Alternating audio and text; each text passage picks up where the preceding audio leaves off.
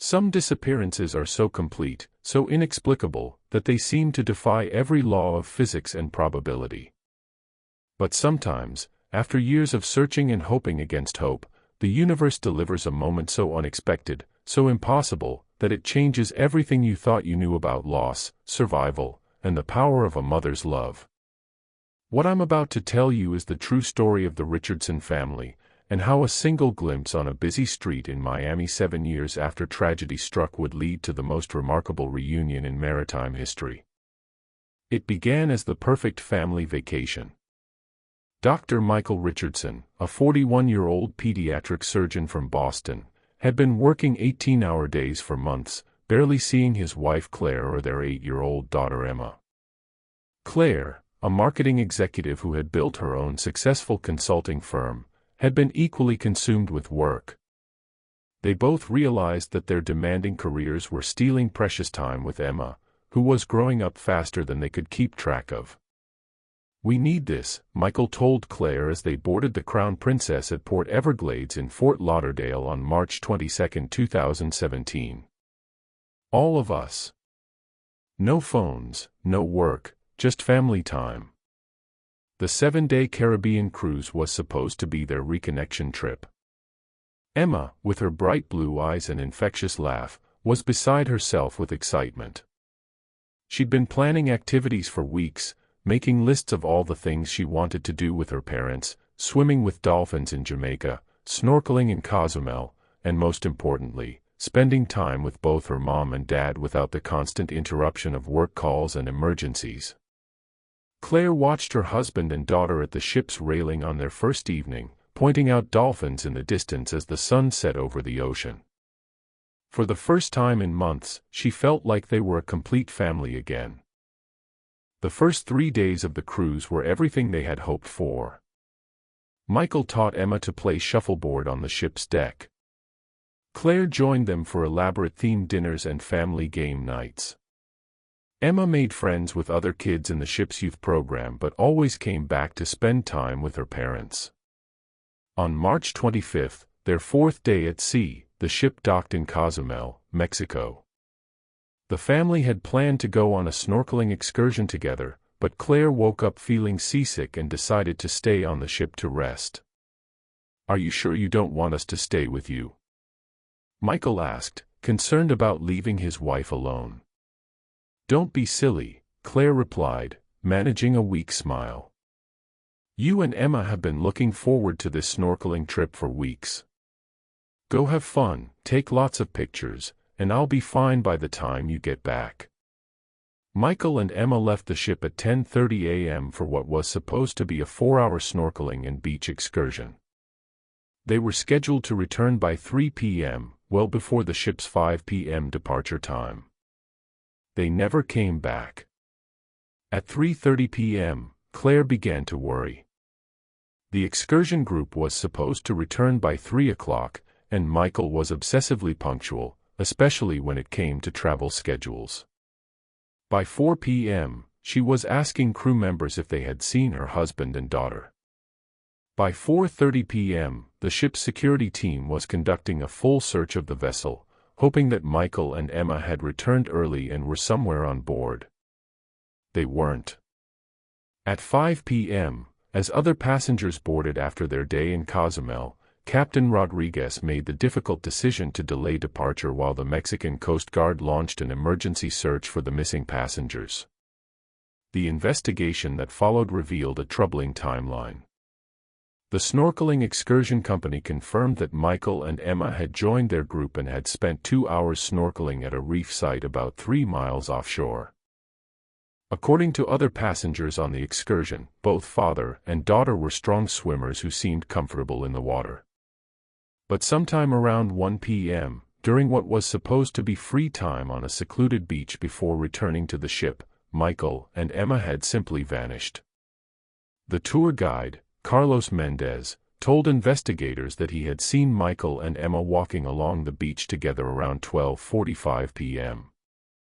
He assumed they were exploring or looking for shells, as many tourists did. When it came time to board the boat for the return trip to the cruise ship, they were nowhere to be found. "I called for them," Mendez said. "We searched the beach, we checked the water. It was like they just disappeared into thin air." The Mexican Coast Guard, assisted by U.S. Coast Guard vessels, conducted an intensive search of the waters around Cozumel. Helicopters scanned the coastline, dive teams explored underwater areas near the beach, and search boats covered hundreds of square miles of ocean. They found no trace of Michael or Emma Richardson. The official investigation concluded that the father and daughter had likely drowned in a tragic accident, possibly caught in an unexpected current while swimming or walking along an unfamiliar stretch of beach. Their bodies, investigators theorized, had been carried out to sea by tides and currents. But Claire Richardson refused to accept that explanation. They were both excellent swimmers, she insisted to anyone who would listen. Michael was a triathlete in college. Emma had been taking swimming lessons since she was 3 years old. They wouldn't have just wandered into dangerous water. For 7 years, Claire searched. She hired private investigators, worked with missing persons organizations, and made regular trips to Mexico to follow up on any possible leads. She learned Spanish so she could communicate more effectively with local authorities and residents. She posted flyers throughout the Yucatan Peninsula and maintained active social media campaigns with photos of Michael and Emma. Her life became consumed by the search. She sold her consulting business to fund the investigation efforts.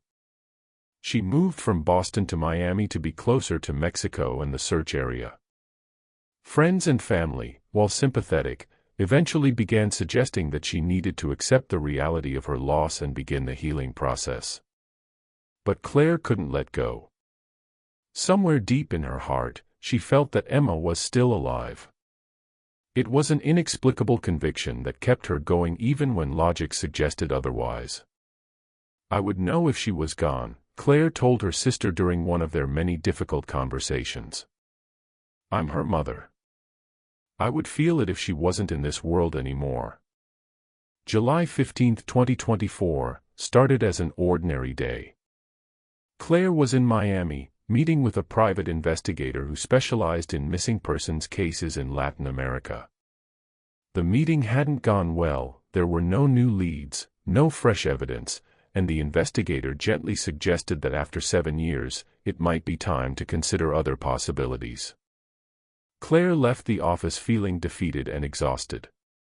She was walking down busy Calle Ocho in Little Havana, lost in thought and wondering if she was finally ready to accept that her family was gone, when something made her stop dead in her tracks.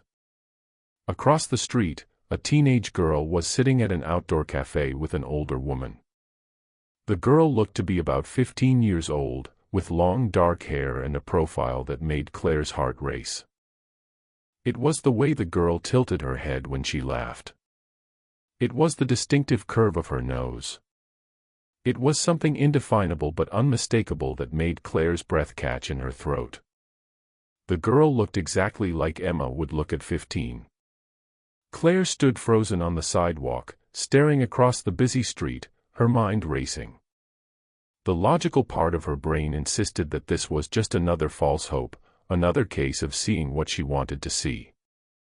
Over the years, she had followed dozens of similar leads, glimpses of girls who reminded her of Emma, photos that might have shown her daughter, reports from well-meaning strangers who thought they had seen something. All of them had led to heartbreak. But this was different. This wasn't a blurry photo or a brief glimpse from a distance.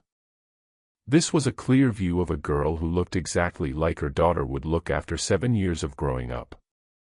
Claire pulled out her phone and took several photos, her hands shaking as she tried to zoom in on the girl's face. The resemblance was so strong that she felt dizzy. As she watched, the girl stood up from the table, and Claire caught a glimpse of something that made her gasp out loud. The girl was walking with a slight limp, favoring her left leg in a way that was barely noticeable but unmistakable to someone who knew what to look for. Emma had broken her left leg in a playground accident when she was 6 years old. It had healed perfectly, but for months afterward, she had walked with a barely perceptible limp that only family members would notice. This girl had the exact same limp. Claire started to cross the street, but by the time she made it through the traffic, the girl and the older woman were gone. She searched the surrounding blocks frantically, asking storekeepers and restaurant workers if they had seen them, showing Emma's photos to anyone who would look. Most people were polite but unhelpful. But the manager of the cafe where the girl had been sitting looked at Claire's photos with recognition. "See, I know this girl," he said in accented English. "She comes here sometimes with her abuela, her grandmother. They live somewhere in the neighborhood. Do you know her name?" Claire asked, her heart pounding. "The grandmother calls her Ana," the manager replied. "They speak Spanish mostly, but the girl's Spanish has an accent. Like maybe she learned it later, you know." Claire left her contact information with the cafe manager and began what became the most intensive investigation of her 7-year search. She hired a local private investigator, rented an apartment in Little Havana, and began a systematic canvass of the neighborhood. What she discovered over the next 2 weeks would challenge everything she thought she knew about her family's disappearance. The girl known as Ana was living with an elderly woman named Rosa Herrera in a small apartment about 6 blocks from the cafe. Neighbors described Rosa as a kind but private woman who had moved to Miami from Mexico about 6 years earlier with her granddaughter. According to neighbors, Rosa worked as a housekeeper for several wealthy families and kept to herself. Ana attended a local high school where she was known as a quiet, intelligent student who excelled in mathematics and science, subjects that had been Emma's favorites. But there were inconsistencies in their story that raised red flags. Rosa's Spanish had a Guatemalan accent, but she claimed to be from the Yucatan Peninsula. Anna's birth certificate, when Claire's investigator managed to obtain a copy, showed discrepancies in dates and locations that suggested it might be fraudulent. Most intriguingly, neighbors reported that Ana sometimes seemed confused about her own family history, telling different versions of how she had come to live with Rosa. Claire knew she needed to approach this situation carefully. If this really was Emma, there were legal and safety considerations that required professional help. She contacted the FBI's Missing Persons Unit and provided them with all the evidence she had gathered. Agent Susan Martinez, who specialized in international child abduction cases, reviewed Claire's findings with cautious optimism. "The resemblance is remarkable," Agent Martinez admitted, "but we need to be careful not to let hope cloud our judgment. We've seen cases where grieving parents become convinced that children who resemble their missing kids are actually their children." However, the agent agreed that the evidence warranted investigation. The FBI began a careful surveillance operation while working with local Miami police to gather more information about Rosa Herrera and the girl called Ana. The breakthrough came when investigators discovered that Rosa Herrera had entered the United States using fraudulent documents. Her real name was Rosa Valdez, and she had a criminal history in Guatemala involving human trafficking. Even more shocking was the discovery that Rosa had been in the Cozumel area in March 2017, working for a family that operated several beachfront properties used for vacation rentals. Agent Martinez presented Claire with a theory that seemed almost impossible to believe. "We think your husband and daughter were kidnapped," she explained. "Based on what we've learned about Rosa Valdez's background and her location at the time of the disappearance, it appears they were taken from that beach in Cozumel." The theory, as investigators pieced it together, was both heartbreaking and infuriating. Michael and Emma had likely been approached by someone working with Rosa's trafficking network while they were walking on the secluded beach.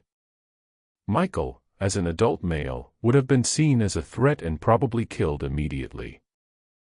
Emma, however, was exactly the right age and appearance for Rosa's business, providing children to families who wanted to adopt illegally or who were involved in other criminal activities. But something went wrong, Agent Martinez continued. Instead of selling Emma to her intended buyers, Rosa appears to have decided to keep her, probably after the case received so much publicity that it became too dangerous to complete the transaction. The DNA test that would confirm Anna's true identity was scheduled for the following week, but Claire already knew the truth in her heart. This was her daughter, alive but living under a false identity with the woman who had stolen her from her family 7 years earlier. The reunion, when it finally happened, was both joyful and heartbreaking. Emma, who had been living as Anna for so long that she initially seemed confused by her real name, had fragmented memories of her life before the kidnapping. She remembered bits and pieces of her father, her home in Boston, and her mother, but 7 years of living as someone else's granddaughter had overlaid those memories with a different narrative. "I always felt like something was missing," Emma told Claire during one of their first conversations after the reunion. "Rosa was kind to me, but I had dreams about a different life, a different family.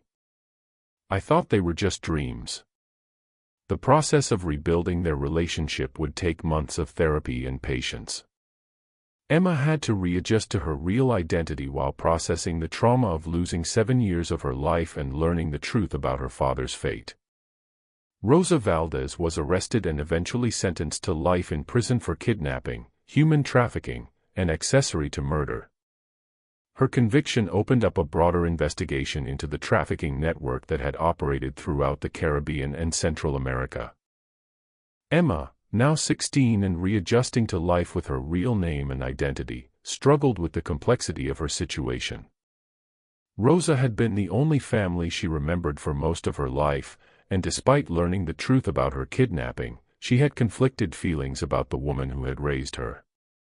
"I know what she did was terrible," Emma said in a later interview. "But she was also the person who took care of me for 7 years. It's confusing to hate someone who was also kind to you, even if that kindness was built on a lie." The case led to changes in how cruise ship excursions are monitored and regulated. New security protocols were implemented requiring better tracking of passengers during shore excursions, and tour operators were required to maintain more rigorous safety standards. Claire and Emma eventually returned to Boston, where they worked on rebuilding their lives together. The house that had been a crime scene for Claire's obsessive search efforts became a home again, filled with the sound of laughter and the ordinary rhythms of daily life. "We lost 7 years," Claire reflected, "but we have the rest of our lives to make up for it. Emma is home, and that's what matters."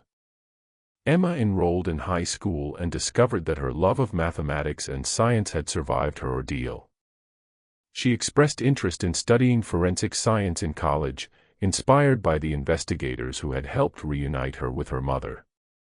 The story of the Richardson family became a testament to the power of never giving up hope, even when hope seems irrational.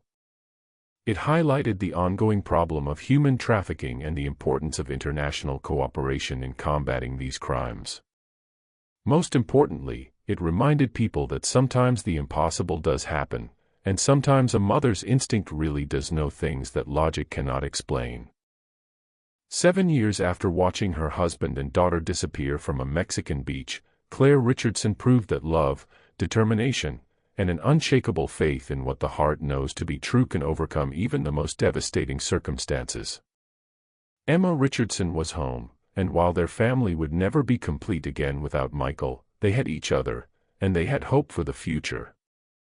The girl who had been lost at 8 and found at 15 was learning to be herself again, one day at a time, supported by a mother who had never stopped believing that this day would come. Sometimes miracles take 7 years to unfold, and sometimes the most important discoveries happen on ordinary street corners when you least expect them.